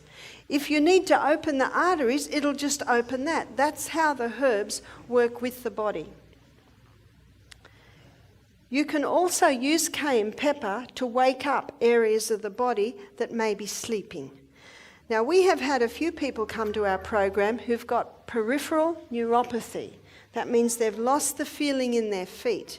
And this is one of the side effects of chemotherapy. So we've had a few people come who have lost the feeling in their feet. And it can also be used when people get commonly cold feet. You must never allow your feet to get cold, because perfect health requires perfect circulation, and perfect circulation means that your feet are the same as the rest of your body. the same temperature. I used to get cold feet a lot till I started exercising. You see, exercise is the best cure for poor circulation, especially that interval training. But we have had many people come with cold feet, and we've had a few people come with peripheral neuropathy. They've lost the feelings in their extremities. Now, if someone's lost the feelings in their extremities, you can never do hot and cold foot treatments on them. You put cold feet into really hot water, you can damage the tissues. So you have to be very cautious with that. But you can put a cayenne pepper compress on the bottom of the feet. Now what I usually do, now you see what I've done here, I've got a piece of Glad wrap and I've got kitchen paper that's been folded over. I'm going to put a light sprinkle of oil on that, and then I'm going to sprinkle about half a teaspoon of cayenne pepper on that.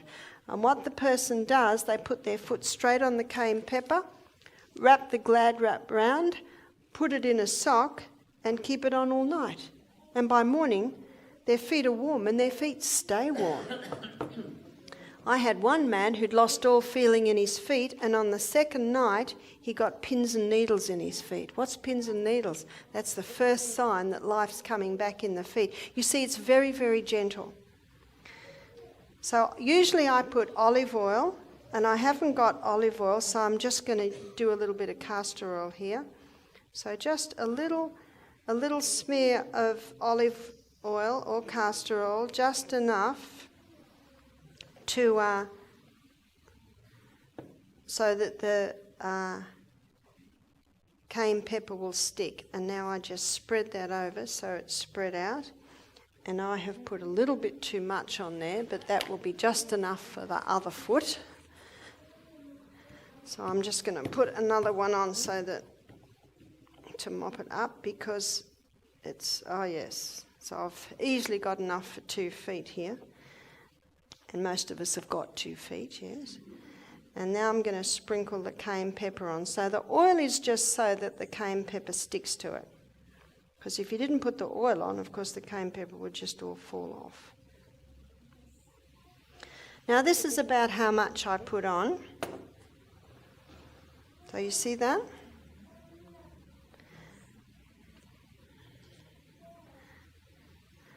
And then the foot goes on that. It will not burn the foot.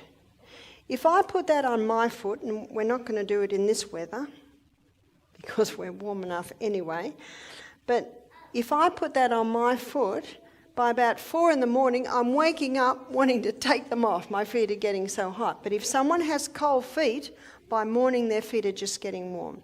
If someone has no feeling in their feet, sometimes it will take 2 nights before it will come. Now, if you put it on your feet every night, you're going to want to sit with your feet in ice water all day long because your feet will get too hot. So what I usually suggest, if someone has cold feet, do it about every 3 nights until their feet stay warm. And if someone has no feeling in their feet, even then I would probably only do it every 2 nights. And of course, you wait for your result. You would stop if the person has full feeling in their feet and their feet feel like they're on fire the whole time, then you would stop. So you watch the body's response, but it's very, very safe. That's very, very safe compress. And it can bring feeling into feet that nothing else will do. Remember what cayenne pepper does? What I like to do is I like to understand what the actives are in the herb, and then you know to apply it. And its number one most important active is it moves blood. So it's going to pull blood to the area when you've got that on the bottom of the feet. So when you take it off in the morning, you just wipe it with a wet washer, dry it, and put your shoes and socks on. Now, very important to keep your feet warm. We're coming into winter. Don't let your feet get cold, because cold feet drives cool blood back to the extremities, which can be very bad for the health of your internal organs. You can also wake up a thyroid gland. So underactive thyroid gland, you see, underactive thyroid gland, you can put a cayenne pepper poultice on that, or compress. And what you would do is you would just do one about this size, because your thyroid gland is about there. And then you would put it on for a few hours. Now, we had a lady who was so excited about this because she had an underactive thyroid. She was on medication. Today, she is on no medication. It took a bit of work, but eventually she got off her medication, and that's quite a surprise to most people because most people think if they're on the thyroid medication, they're on it for the rest of their life. Her doctor took her off because all her levels became normal because of everything else she was doing. So she put it on and went to bed, and she didn't sleep all night because that woke her thyroid gland up so much she became active all night. So, message from this is, don't put it on before you go to bed. So after that, we started putting it on just in the morning while I was doing the lecture while she was with us. And she said that after about half an hour, it got really, really hot, and then it would settle down a little bit. So can you see what's happening? Is blood is being drawn into that thyroid gland to wake it up. Remember what blood is? It's the life of the flesh. If someone's got an overactive thyroid gland, students, what would you put on the thyroid gland to slow it down? Ice. That's so simple, isn't it? It's so simple. But one thing that really can help the thyroid gland to control or balance out is high intensity exercise. High intensity exercise wakes up that thyroid gland. Often thyroid glands, whether it be under or overactive, are iodine deficient. And you can do a very simple iodine test. You can get iodine from the chemist and you paint it, say, on the inside of your arm, and you'll get a brown smudge. And then you just observe how long it's there for. If that iodine disappears within an hour, you've got low iodine. Well, how do you get your iodine up? You just put it on every day until it stays there. It should be there for about 5 hours. That's a very simple one, isn't it? And your thyroid's main food is iodine. And earlier in the week, actually it was yesterday, last night, I said that mercury gobbles up your selenium, and your thyroid gland needs selenium to convert iodine into thyroxine. And so getting the mercury fillings out is also important. You only need 5 Brazil nuts a day to supply all the iodine that you need in a day. Now we're just about wrapping up now, and there's one more thing I'd like to talk about, and that's Epsom salts. And Epsom salts is magnesium sulfate. And magnesium is a muscle relaxant. So if someone's stressed out, sore muscles, can't sleep, they can have a Epsom salts bath before they go to bed. Even put a couple of cups of Epsom salts in a hot bath. And remember, it does 3 things. It relaxes the muscles, and you might do it for aching muscles, you might do it for if you're stressed, and you might do it if you can't sleep, because magnesium and moist heat relax the muscles. But what a lot of people don't know is you can use Epsom salts for a burn. It's one of the best things to use for a burn. You can use grated potato for a burn. You can use aloe vera for a burn. They're both excellent, but you can also use a saturated solution of Epsom salts. Now, how you get a saturated solution of Epsom salts? Let's say you've got this half a glass of water, put a teaspoon of Epsom salts in and stir it. It'll dissolve. Because magnesium is a water-hungry molecule, remember? So you put that magnesium in and it'll dissolve into the water.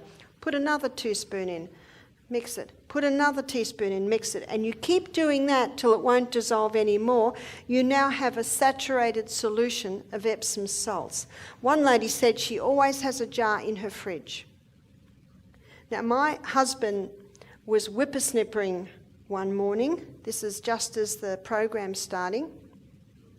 And he came running in, and I could see by the look of his face he's done something really bad. Because he's always scratching or hurting himself, but, he doesn't do anything about it. For him to come to me, it's really bad. What he'd done is he'd touched the almost red-hot exhaust on the part on the whippersnipper, and he'd burnt these 3 fingers. Now, how sensitive are our fingers? And his face was white, and he was just holding his finger. Now, we were busy making beds. I think one lot of guests had gone out, the other lot were about to come in, so we were busy. So I got a bowl of water and I put his hand in it, and then I put a few teaspoons of Epsom salts. I just said, just keep it in there, and I went and made another bed, came back, dissolved, put a few more teaspoons in and told him to mix it. And he said, it'll be right now, and he went to go, and then he came running back and put it in. And as I saw later, he had burnt several layers of skin. It was a very bad burn.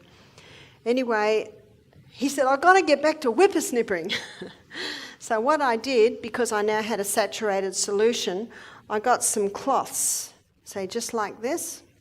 So don't throw out your old tea towels and your old towels, your old sheets. Save them for your poultice box.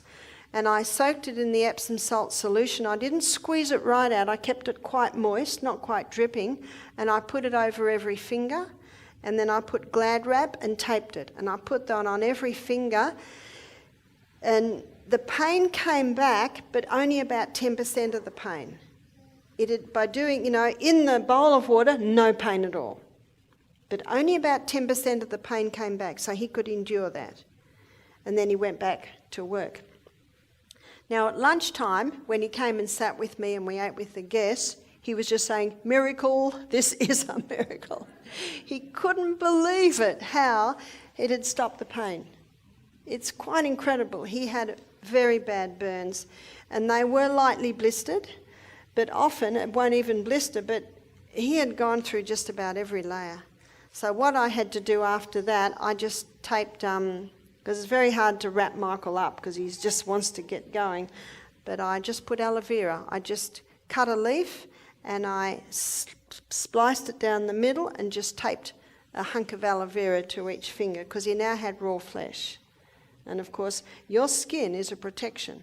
So if you ever break that skin or open it, you've got to put something on to protect it. Aloe vera has a growth stimulant in it. And if you cut an aloe vera leaf in half off the plant, you come back a few hours later, it's grown a skin. Have you seen that? That's because it has a growth stimulant. So you can use it internally like slippery elm for irritable bowel, and you can also use it externally for any wounds, for burns. It's excellent for that, and it helped to grow that skin very, very quickly. And I wouldn't be surprised if a doctor had seen those raw flesh, they would have suggested a skin graft. But the aloe vera grew that skin beautifully, and there's not even a sign of it now. Could I have put aloe vera straight on it? Well, I could have, but he was in such pain, we just immediately put it in water and the Epsom salts, and it was just there, so that was handy. So sometimes you won't have aloe vera, but you've got the Epsom salts. And sometimes you won't have Epsom salts, but you'll have aloe vera. So it's, as you can see by what I've shown you tonight, there's a whole lot of bits and pieces you can do, and so sometimes it depends on just what you've got available. And that's why in a crisis, students, you need that poultice box. And I hope every home has got an aloe vera plant. It's good to have these bits and pieces there. Are there any questions before we close? Yes? Sorry? Pardon? Yeah, we do have a video. It's a poultice DVD.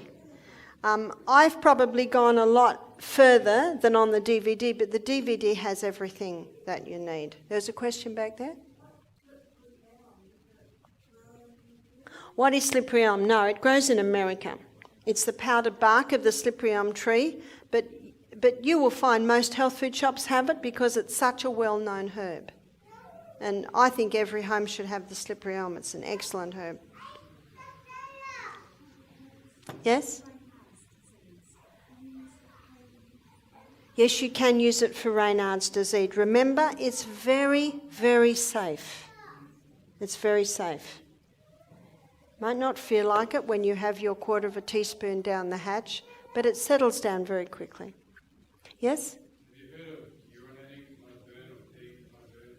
Have I heard of urinating on a burn?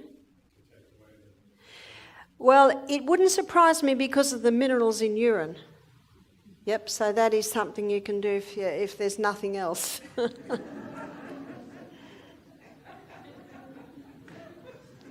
But your children probably won't let you do it. But if they're in pain, they'll probably let you do anything. There's a hand up the back. How much cayenne pepper in the flu bomb? Well, some people are brave enough to have half a teaspoon. If I was making it for a child, I'd put a light sprinkle. So I didn't put it there because it's whatever you can handle. There was another question, yeah? Just when we're using the castor oil, we don't actually, we just use it straight, you don't put something else on it. No, when you're using castor oil, you just use it straight. You see that's really soaked in now. So can you see how it just takes a little while? And when you've finished using it, you just fold it over on itself. And then the next night you open it up and use it again. In fact, I would put a bit more plastic on this. You want it well covered. Yes?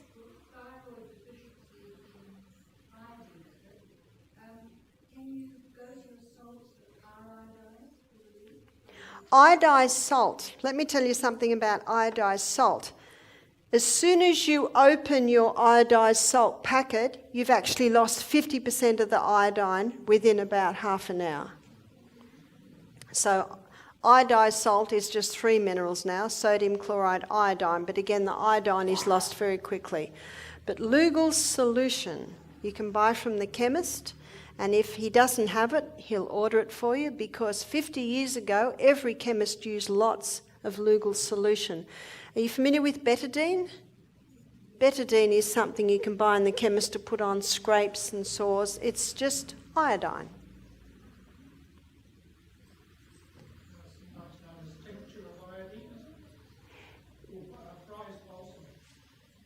I'm not sure with Fry's balsam, but it's something that's very common in Australia is betadine, which you can put on sores, which is just iodine.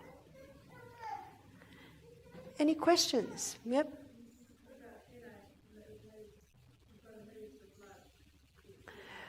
Headache. Of excellent hydrotherapy treatment for headache is putting the feet in hot water. The only time you wouldn't put feet in hot water if the person had no feeling in their feet.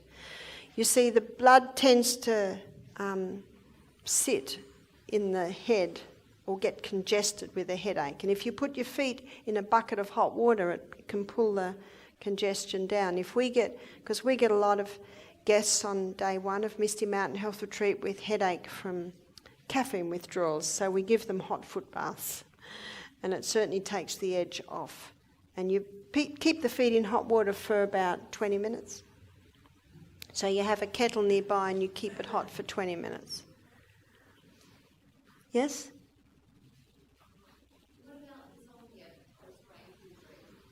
What about insomnia?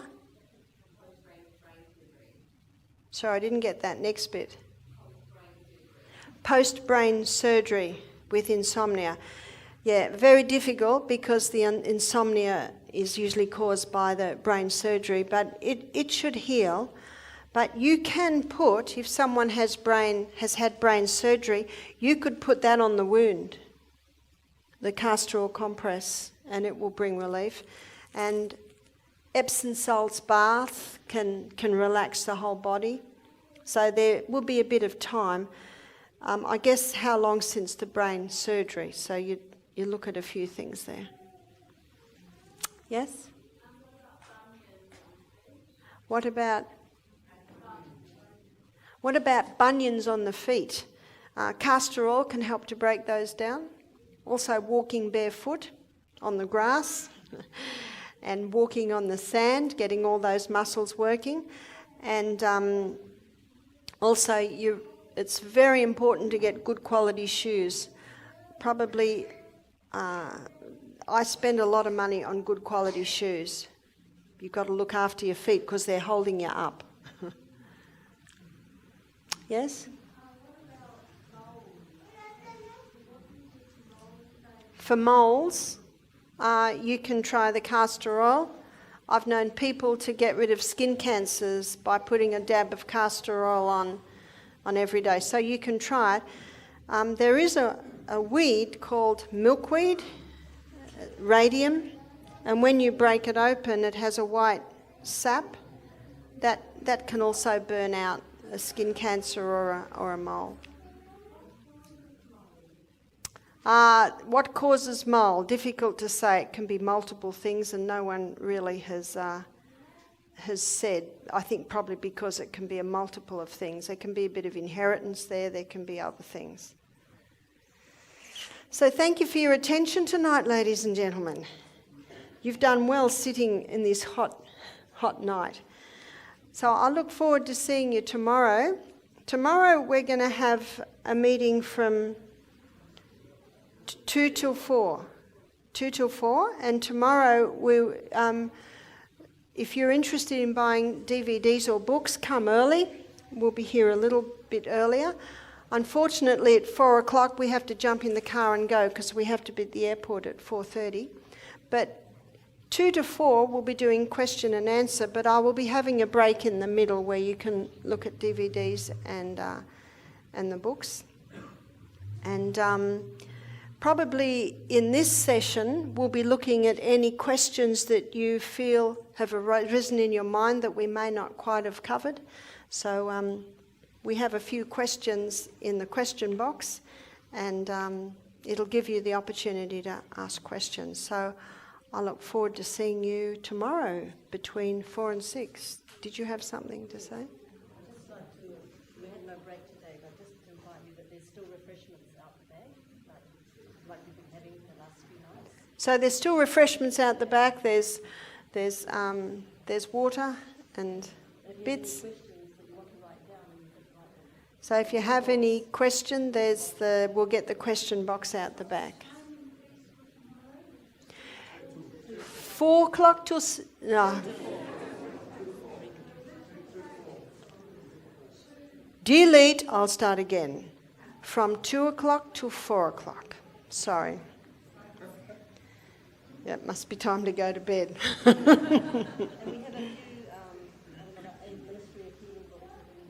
Yep, we have a few of those books. Now, before we go, let us close with prayer. Father in heaven, we thank you very much for these simple treatments. We thank you for the herbs of the earth, how simple they are and yet how powerful they are. So I pray, Father, that you'll give everyone the courage to try these natural treatments and also to ask for your help and guidance, because there are many methods of healing, but there's one that God approves of, and it is the natural ways that work with the healing powers of the body. Thank you for this information, Father, and we pray it all in the name of Jesus. Amen.